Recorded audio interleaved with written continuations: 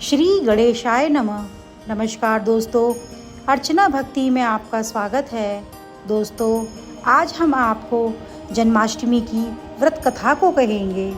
इंद्र ने कहा है कि हे ब्रह्मपुत्र, हे मुनियों में श्रेष्ठ, सभी शास्त्रों के ज्ञाता, हे देव, व्रतों में उत्तम व्रत बताएं जिस व्रत से मनुष्य को मुक्ति लाभ प्राप्त हो। हे ब्राह्मण, उस व्रत से प्राणियों को भोग व मोक्ष की प्राप्ति हो जाए। इंद्र की बातों को सुनकर नारद जी ने कहा, त्रेता युग के अंत में और द्वापर युग के प्रारंभ में समय में निंदित कर्म को करने वाला कंस नाम का एक अत्यंत पापी दैत्य हुआ। उस दुष्ट व नीच कर्मी दुराचारी कंस की देवकी नाम की एक सुंदर बहन थी। देवकी के गर्भ से उत्पन्न 8वां पुत्र कंस का वध करेगा। नारद जी की बातें सुनकर इंद्र ने कहा कि हे महामते, उस दुराचारी कंस की कथा का विस्तार पूर्वक वर्णन कीजिए। क्या यह संभव है कि देवकी के गर्भ से उत्पन्न 8वां पुत्र अपने मामा कंस की हत्या करेगा? इंद्र की संदेह भरी बातों को सुनकर नारद जी ने कहा, हे अदिति पुत्र इंद्र, एक समय की बात है, उस दुष्ट कंस ने एक ज्योतिषी से पूछा कि ब्राह्मणों में श्रेष्ठ ज्योतिर्विद मेरी मृत्यु किस प्रकार और किसके द्वारा होगी। ज्योतिषी बोले, हे दानवों में श्रेष्ठ कंस, वासुदेव की धर्म पत्नी देवकी, जो वाक्पटु है और आपकी बहन भी है, उसी के गर्भ से उत्पन्न 8वां पुत्र, जो कि शत्रुओं को भी पराजित कर इस संसार में कृष्ण के नाम से विख्यात होगा, वही एक समय सूर्योदय काल में आपका वध करेगा। ज्योतिषी की बातें सुनकर कंस ने कहा, हे दैवज बुद्धिमानों में अग्रण्य, अब आप यह बताएं कि देवकी का 8वां पुत्र किस मास में किस दिन मेरा वध करेगा। ज्योतिष बोले, हे महाराज, माघ मास की शुक्ल पक्ष की तिथि को 16 कलाओं से युक्त पूर्ण श्री कृष्ण से आपका युद्ध होगा। उसी युद्ध में वे आपका वध करेंगे।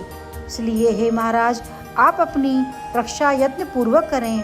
इतना बताने के पश्चात नारद जी ने इंद्र से कहा कि ज्योतिषी द्वारा बताए गए समय पर ही कंस की मृत्यु कृष्ण के हाथ निसंदेह होगी। तब इंद्र ने कहा कि हे मुनि, उस दुराचारी कंस की कथा का वर्णन कीजिए और बताइए कि कृष्ण का जन्म कैसे होगा तथा कंस की मृत्यु कृष्ण द्वारा किस प्रकार होगी। इंद्र की बातों को सुनकर नारद जी ने पुनः कहना प्रारंभ किया। उस दुराचारी कंस ने अपने एक द्वारपाल से कहा कि मेरी इस प्राणों से प्रिय बहन की पूर्ण सुरक्षा करना। द्वारपाल ने कहा, ऐसा ही होगा। कंस के जाने के पश्चात उसकी छोटी बहन दुखित होते हुए जल लेने के बहाने घड़ा लेकर तालाब पर गई। उस तालाब के किनारे एक घनघोर वृक्ष के नीचे बैठकर देवकी रोने लगी। उस समय एक सुंदर स्त्री जिसका नाम यशोदा था, उसके आकर देवकी से प्रिय वाणी में कहा कि हे कांते, इस प्रकार तुम क्यों विलाप कर रही हो? अपने रोने का कारण मुझे बताओ। तब दुखी होकर देवकी ने यशोदा से कहा कि हे बहन, नीच कर्मों में आसक्त दुराचारी मेरा ज्येष्ठ भ्राता कंस है। उस दुष्ट भ्राता ने मेरे कई पुत्रों का वध कर दिया है। इस समय मेरे गर्भ में 8वां पुत्र है। इस बात में किसी प्रकार का संशय या संदेह नहीं है, क्योंकि मेरे ज्येष्ठ भ्राता को यह भय है कि मेरे अष्टम पुत्र से उसकी मृत्यु अवश्य होगी। देवकी की बातें सुनकर यशोदा ने कहा, हे बहन, विलाप मत करो, मैं भी गर्भवती हूँ। यदि मुझे कन्या हुई तो तुम अपने पुत्र के बदले उस कन्या को ले लेना। इस प्रकार तुम्हारा पुत्र कंस के हाथों से मारा नहीं जाएगा। तदंतर कंस ने अपने द्वारपाल से पूछा, देवकी कहाँ है? इस समय वह दिखाई नहीं दे रही है।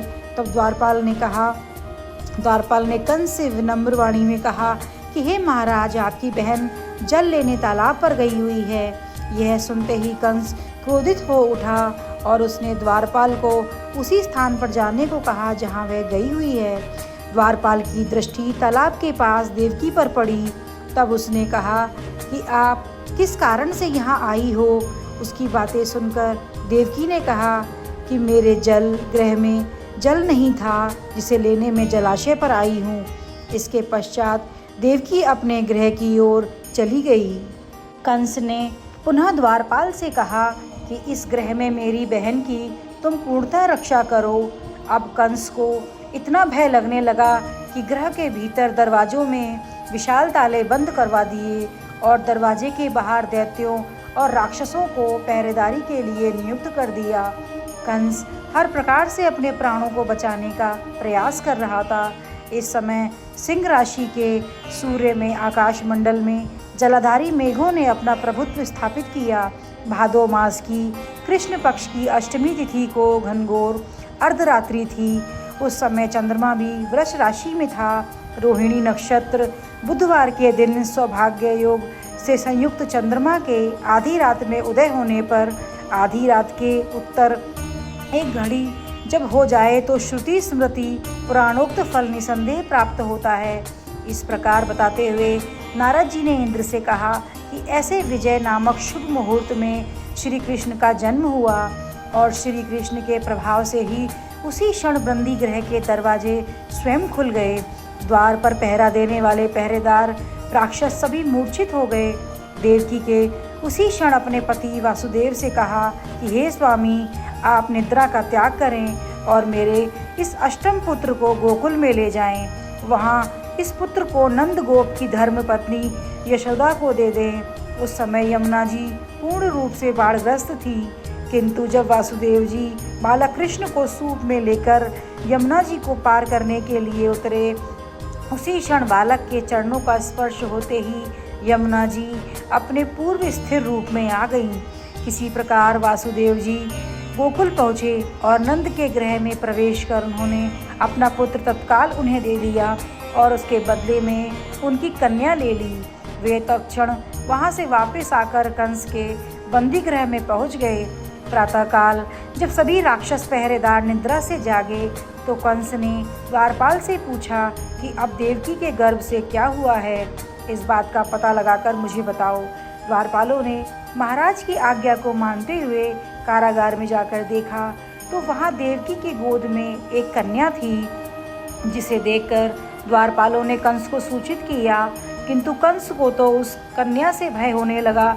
अतः वह स्वयं कारागार में गया और उसने देवकी की गोद से कन्या को झपट लिया और उसे एक पत्थर की चट्टान पर पटक दिया, किंतु वह कन्या विष्णु की माया से आकाश की ओर चली गई और अंतरिक्ष में जाकर विद्युत के रूप में परिणित हुई। उसने कंस से कहा कि हे दुष्ट, तुझे मारने वाला गोकुल में नंद के गृह में उत्पन्न हो चुका है और उसी से तेरी मृत्यु सुनिश्चित है। मेरा नाम तो वैष्णवी है, मैं संसार के कर्ता भगवान विष्णु की माया से उत्पन्न हुई हूँ। इतना कहकर वह स्वर्ग की ओर चली गई। उस आकाशवाणी को सुनकर कंस क्रोधित हो उठा। उसने नंद जी के गृह में पूतना राक्षसी को कृष्ण का वध करने के लिए भेजा, किंतु जब वह राक्षसी कृष्ण को स्तनपान कराने लगी तो कृष्ण ने उसके स्तनों से उसको प्राणों को खींच लिया और वह राक्षसी कृष्ण कृष्ण कहते हुए मृत्यु को प्राप्त हुई। जब कंस को पूतना की मृत्यु का समाचार मिला तो उसने कृष्ण का वध करने के लिए क्रमशः केशी नामक दैत्य को अश्व के रूप में, उसके पश्चात आरिष्ट नामक दैत्य को बैल के रूप में भेजा, किंतु ये दोनों भी कृष्ण के हाथों मृत्यु को प्राप्त हुए। इसके पश्चात कंस ने काल्याख्य नामक दैत्य को कौवे के रूप में भेजा, किंतु वह भी कृष्ण के हाथों मारा गया। अपने बलवान राक्षसों की मृत्यु के आघात से कंस अत्यधिक भयभीत हो गया। उसने द्वारपालों को आज्ञा दी कि नंद को तत्काल मेरे समक्ष उपस्थित करो। द्वारपाल नंद को लेकर जब उपस्थित हुए तब कंस ने नंद जी से कहा कि यदि तुम्हें अपने प्राणों को बचाना है तो पारिजात के पुष्प ले आओ, यदि तुम नहीं ला पाए तो तुम्हारा वध निश्चित है। कंस की बातों को सुनकर नंद ने ऐसा ही कहा और अपने गृह की ओर चले गए। घर आकर उन्होंने संपूर्ण वृतांत अपनी पत्नी यशोदा को सुनाया, जिसे श्री कृष्ण भी सुन रहे थे। एक दिन श्री कृष्ण अपने मित्रों के साथ यमुना नदी के किनारे खेल रहे थे और अचानक स्वयं से ही गेंद को यमुना में फेंक दिया। यमुना में गेंद फेंकने का मुख्य उद्देश्य यही था कि वे किसी प्रकार पारिजात पुष्पों को ले आएं। अतः वे कदम्ब के वृक्ष पर चढ़कर यमुना में कूद पड़े। कृष्ण के यमुना में कूदने का समाचार श्रीधर नामक गोपाल ने यशोदा को सुनाया। यह सुनकर यशोदा भागती हुई यमुना नदी के किनारे आ पहुंची और उसने यमुना नदी की प्रार्थना करते हुए कहा कि हे यमुना, यदि मैं बालक को देखूंगी तो भाद्रपद मास की रोहिणी युक्त अष्टमी का व्रत अवश्य करूंगी, क्योंकि दया दान सज्जन प्राणी ब्राह्मण कुल में जन्म, रोहिणी युक्त अष्टमी, गंगा जल एकादशी, गया श्राद्ध और रोहिणी व्रत ये सभी दुर्लभ हैं। हजारों अश्वमेध यज्ञ, सहस्त्रों राजसूय यज्ञ, दान, तीर्थ और व्रत करने से जो फल प्राप्त होता है वह सब कृष्णाष्टमी के व्रत करने से प्राप्त हो जाता है। यह बात नारद ऋषि ने इंद्र से कही। इंद्र ने कहा कि हे मुनियों में श्रेष्ठ नारद, यमुना नदी में कूदने के बाद उस बाल रूपी कृष्ण ने पाताल में जाकर क्या किया, संपूर्ण वृतांत भी बताएं। नारद ने कहा, हे इंद्र, पाताल में उस बालक से नागराज की पत्नी ने कहा कि तुम यहाँ क्या कर रहे हो, कहाँ से आए हो और यहाँ आने का क्या प्रयोजन है। नागपत्नी बोली, हे कृष्ण, क्या तूने धूत क्रीड़ा की है जिससे अपना समस्त धन हार गया है? यदि वह बात ठीक है तो कंकड़, मुकुट और मणियों का हार लेकर अपने घर में चले जाओ, क्योंकि इस समय मेरे स्वामी शयन कर रहे हैं। यदि वे उठ गए तो वे तुम्हारा भक्षण कर जाएंगे।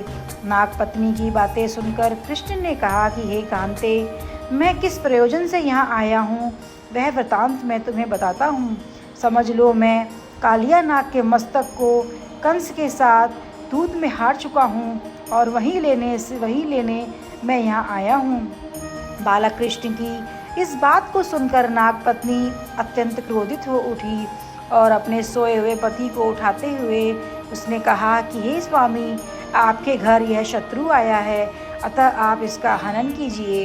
अपनी स्वामिनी की बातों को सुनकर कालिया नाग निद्रावस्था से जाग पड़ा और बालक कृष्ण से युद्ध करने लगा। इस युद्ध में कृष्ण को मूर्छा आ गई। उसी मूर्छा को दूर करने के लिए उन्होंने गरुड़ का स्मरण किया। स्मरण होते ही गरुड़ वहाँ आ गए। श्री कृष्ण अब गरुड़ पर चढ़कर कालिया नाग से युद्ध करने लगे और उन्होंने कालिया नाग को युद्ध में हरा दिया। अब कालिया नाग ने भली भांति यह जान लिया था कि मैं जिनसे युद्ध कर रहा हूँ वे भगवान विष्णु के अवतार श्री कृष्ण ही हैं। अतः उन्होंने कृष्ण के चरणों में साष्टांग प्रणाम किया और पारिजात से उत्पन्न बहुत से पुष्पों को मुकुट में रखकर कृष्ण को भेंट किया। जब कृष्ण चलने को हुए तब कालिया नाग की पत्नी ने कहा कि हे स्वामी, मैं कृष्ण को नहीं जान पाई।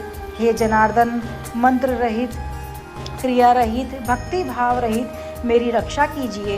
हे प्रभु, मेरे स्वामी, मुझे वापस दे दो। श्री कृष्ण ने कहा कि हे सर्पिणी, दैत्यों में जो सबसे बलवान है उस कंस के सामने मैं तेरे पति को ले जाकर छोड़ दूंगा, अन्यथा तुम अपने ग्रह को चली जाओ।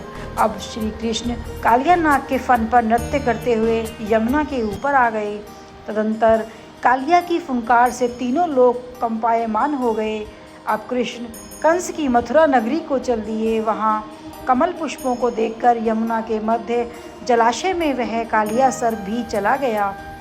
इधर कंस भी विस्मित हो गया तथा कृष्ण प्रसन्नचित होकर गोकुल लौट आए।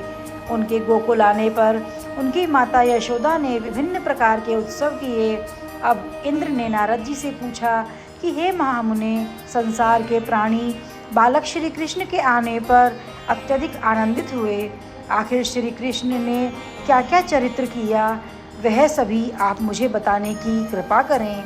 नारद ने इंद्र से कहा, मन को हरने वाला मथुरा नगर यमुना नदी के दक्षिण भाग में है स्थित है। वहाँ कंस का महाबलशाही भाई चाणूर रहता था। उस चाणूर से श्री कृष्ण के मल्ल युद्ध की घोषणा की गई। हे इंद्र, कृष्ण एवं चाणूर का मल्ल युद्ध अत्यंत आश्चर्यजनक था। चाणूर की अपेक्षा कृष्ण बाल रूप में थे। मेरे शंख और मृदंग के शब्दों के साथ कंस और केशी इस युद्ध को मथुरा की जनसभा के मध्य में देख रहे थे। श्री कृष्ण ने अपने पैरों को चाणूर के गले में फंसाकर उनका वध कर दिया। चाणूर की मृत्यु के पश्चात उनका मल्ल युद्ध केशी के साथ हुआ। अंत में केशी भी युद्ध में कृष्ण के द्वारा मारा गया। केशी के मृत्युपरांत मल्ल युद्ध देख रहे सभी प्राणी श्री कृष्ण की जय जयकार करने लगे। बालक कृष्ण द्वारा चाणूर और केशी का वध होना कंस के लिए अत्यंत हृदय विदारक था। अतः उसने सैनिकों को बुलाकर उन्हें आज्ञा दी कि तुम सभी अस्त्र शस्त्रों से सुसज्जित होकर कृष्ण से युद्ध करो। हे इंद्र, उसी क्षण श्री कृष्ण ने गरुण, बलराम तथा सुदर्शन चक्र का ध्यान किया, जिसके परिणाम स्वरूप बलदेव जी सुदर्शन चक्र गरुण पर आरूढ़ होकर आए। उन्हें आता देख बालक कृष्ण ने सुदर्शन चक्र को उनसे लेकर स्वयं गरुण की पीठ पर बैठकर न जाने कितने ही राक्षसों और दैत्यों का वध कर दिया, कितनों के शरीर अंग भंग कर दिए। इस युद्ध में श्री कृष्ण और बलदेव ने असंख्य दैत्यों का वध किया। बलराम जी ने अपने आयुध शस्त्र हल और कृष्ण ने सुदर्शन चक्र से माघ मास की शुक्ल पक्ष की सप्तमी को विशाल दैत्यों के समूह का सर्वनाश किया। अब अंत में केवल दुराचारी कंस ही बच गया। तो कृष्ण ने कहा कि हे दुष्ट, अधर्मी, दुराचारी, अब मैं इस महायुद्ध स्थल पर तुझसे युद्ध कर तेरा वध कर इस संसार को तुझसे मुक्त कराऊंगा। यह कहते हुए श्री कृष्ण ने उसके केशों को पकड़ लिया और कंस को घुमाकर पृथ्वी पर पटक दिया, जिससे वह मृत्यु को प्राप्त हुआ। कंस के मरने पर देवताओं ने शंख घोष व पुष्प वृष्टि की। वहाँ उपस्थित समुदाय श्री कृष्ण की जय जयकार कर रहा था। कंस की मृत्यु पर नंद, देवकी, वसुदेव, यशोदा और इस संसार के सभी प्राणियों ने हर्ष पर्व मनाया। जय श्री कृष्ण।